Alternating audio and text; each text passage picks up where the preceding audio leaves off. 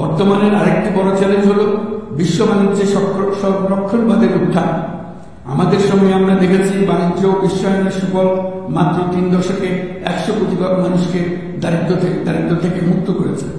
এখন যদি আমরা উল্টো পথে হাঁটি তবে আমাদের সন্তানদের সেই সুযোগ আর থাকবে না। এটা অনস্বীকার্য। বাণিজ্যের ক্ষেত্রে প্রতিটি দেশের সার্বভৌম স্বার্থ সুরক্ষিত রাখতে হবে এবং কোন দেশকে তার স্বার্থের অতিরিক্ত বোঝা বইতে দেওয়া যাবে না।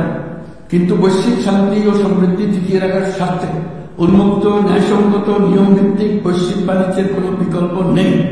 তাছাড়া বৈশ্বিক বাণিজ্যের দ্রুত সামাজিক ব্যবসার প্রসার ঘটাতে হবে। উন্নয়নশীলতার একটি বড় অংশ সামাজিক ব্যবসায় প্রসারে বিশ্বময় ক্রমাগতভাবে জোরদার করতে হবে। আমার প্রজন্মে দেখেছি কিভাবে একটি পারস্পরিক নির্ভরশীল বৈশ্বিক অর্থনৈতিক ব্যবস্থা যে কোনো সংঘাতকে ব্যয়বহুল করে তুলেছে এবং বিশ্বের শান্তি টিকিয়ে রাখতে সাহায্য করেছে। আজ বিশ্বব্যাপী 120টিরও বেশি সশস্ত্র সংঘাত চলছে। পারস্পরিক অর্থনৈতিক নির্ভরশীলতা ভেঙে গেলে এরকম সংঘাত আরো বাড়বে, ব্যাহত হবে উন্নয়ন, বিনষ্ট হবে বিশ্ব শান্তি। মাননীয় সভাপতি, আমাদের প্রতিবেশী দেশ মায়ানমারের চলমান সংঘাত সমগ্র অঞ্চলের জন্য গভীর উদ্বেগজনক পরিস্থিতির সৃষ্টি করেছে। এটিতে শুধু আঞ্চলিক স্থিতিশীলতাকে ঝুঁকিতে ফেলছে তা না, বরং বাংলাদেশের আশ্রয়প্রাপ্ত বলপূর্বক বাস্তুচ্যুত রোহিঙ্গাদের তাদের মাতৃভূমি মায়ানমারে প্রত্যাবাসনকেও কঠিন করে ফেলেছে। 8 বছর পার হয়ে গেল, রোহিঙ্গা সংকটের কোনো সমাধান হল না। উপরন্তু বাংলাদেশ প্রতিনিয়তই মায়ানমার থেকে আগত রোহিঙ্গাদের আশ্রয় দিয়ে চলেছে।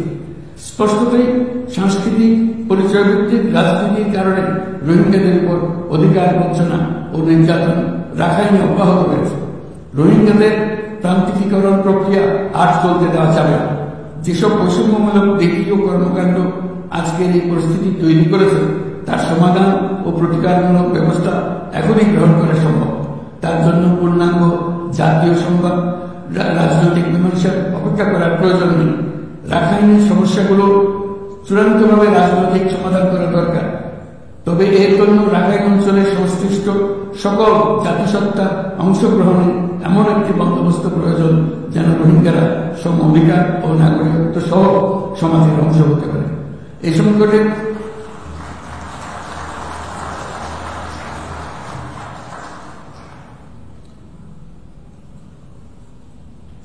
সংকটের সবচেয়ে বড় ভুক্তভোগী রোহিঙ্গারা, আর তাদের পরে বৃহত্তম ভুক্তভোগী হল বাংলাদেশ।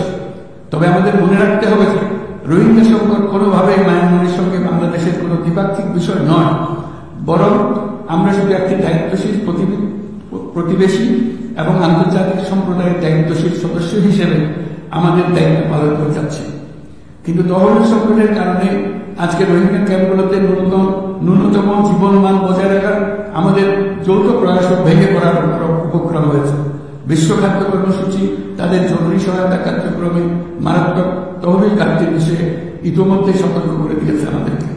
অবিলম্বে নতুন তহবিল জাহাজে মাসিক রেশন অর্ধেকে নামিয়ে এনে মাথাপিছু মাত্র $6 নামিয়ে আনতে বাধ্য হবে, যা রোহিঙ্গাদের অনাহার ও অপুষ্টিতে নিমজ্জিত করবে, যা তাদেরকে আগ্রাসী কোনো পদক্ষেপ নিতে বাধ্য করবে।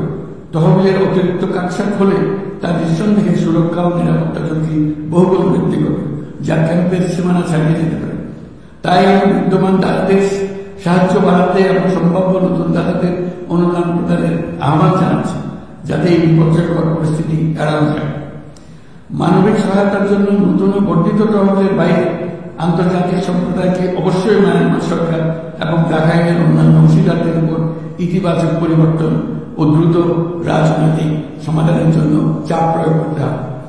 অন্যান্য প্রতিবেশী দেশগুলোকেও তাদের দায়িত্ব পালন করতে হবে। রাখাইনের স্থিতিশীলতা আনতে আন্তর্জাতিক সম্প্রদায়ের যে কোনো যৌথ প্রচেষ্টায় সহযোগিতা দিতে বাংলাদেশ সর্বদা প্রস্তুত। আমরা আশা করি আগামী 30শে সেপ্টেম্বরের উচ্চ পর্যায়ের সম্মেলন বিশ্বব্যাপী দৃঢ় সংকল্প তৈরি করবে এবং রোহিঙ্গাদের জন্য বাস্তবসম্মত আন্তর্জাতিক সহায়তা নিশ্চিত করবে, যেখানে তহবিল সংগ্রহ সর্বোচ্চ অগ্রাধিকার পাবে। একই সঙ্গে আন্তর্জাতিকভাবে একটি রোডম্যাপ গৃহীত হবে এবং সময়বদ্ধ কর্মপরিকল্পনা গ্রহণের মাধ্যমে রোহিঙ্গা সংকটের স্থায়ী সমাধান খুঁজে পাওয়া সম্ভব হবে। মাননীয় সভাপতি, শুধু মায়ানমার নয়, এবছর আমরা পৃথিবীর প্রায় প্রতিটি প্রান্তে সংঘাত প্রত্যক্ষ করেছি। ইউরোপ, দক্ষিণ এশিয়া, মধ্যপ্রাচ্য, বিশ্বের সবচেয়ে বসতপূর্ণ অঞ্চলে আমরা বাস করি। বিশ্বের আর কোন অঞ্চলে এত অসংখ্য পারমাণবিক অস্ত্রধারী রাষ্ট্র এত অল্প দূরত্বে অবস্থান করছে না। তাই নিরস্ত্রীকরণ, আনুভাবিক পারমাণবিক অস্ত্রের বিস্তার রোধের গুরুত্ব আমরা গভীরভাবে উপলব্ধি করতে পারি। আমরা সময়ের সঙ্গে দুর্বল হয়ে পড়া বৈশ্বিক অস্ত্র নিয়ন্ত্রণ চুক্তিগুলোকে পুনরুজ্জীবিত করার জন্য জোর দাবি জানাচ্ছি। বিশেষ করে মধ্যপ্রাচ্য ও দক্ষিণ এশিয়ায় পারমাণবিক অস্ত্রমুক্ত অঞ্চল প্রতিষ্ঠার আহ্বান জানাচ্ছি।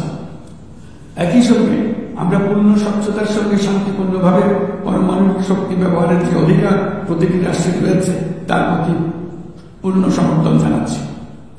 একটি দায়িত্বশীল দেশ হিসেবে আমাদের প্রথম পারমাণবিক বিদ্যুৎ কেন্দ্র চালু করার আগেই এই বছর আমরা আন্তর্জাতিক পরমাণু শক্তি সংস্থার আয়োজনে পরমাণু নিরাপত্তা ও বর্জ্য ব্যবস্থাপনা সম্পর্কিত যৌথ কনভেনশনে যোগদান করেছে।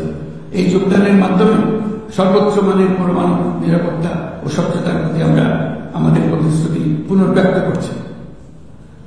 মাননীয় সভাপতি, আমি সবসময় মানুষকে আশার বাণী শুনিয়েছি, কখনো ভয় দেখিয়ে কিছু করা আমি সমর্থন করিনি, কিন্তু আজ আমাকে সেখান থেকে সরে এসে ভয়ঙ্কর কিছু কথা বলতে হচ্ছে। আজ আমি সতর্ক করছি, চরম জাতীয়তাবাদ, অন্যের ক্ষতি হয় এমন ভূ রাজনীতি এবং অন্যের দুর্ভোগ ও পীড়নের প্রতি ওদের শূন্য বহু দশকের পরিশ্রমে আমরা যে অগ্রগতি অর্জন করেছি তা ধ্বংস করে দিচ্ছি। এর সবথেকে মর্মান্তিক চিত্র আমরা দেখেছি গাজায়। শিশুরা না খেয়ে অকাল মৃত্যুবরণ করছে, বেসামরিক জনগোষ্ঠীকে নির্বিচারে হত্যা করছে, হাসপাতাল, স্কুল সহ একটা গোটা জনপদ নিশ্চিত করে দিচ্ছে। জাতিসংঘের স্বাধীন তদন্ত কমিশনের সাথে আমরাও একমত যে আমাদের চোখের সামনে একটি নির্বিচার গণহত্যা সংঘটিত হচ্ছে। আমাদের দুর্ভাগ্য যে মানব জাতির পক্ষ থেকে এর অবসানে আমরা সর্বোচ্চ চেষ্টা করছি না। এই অবস্থা চলতে থাকলে ভবিষ্যৎ প্রজন্ম ও ইতিহাস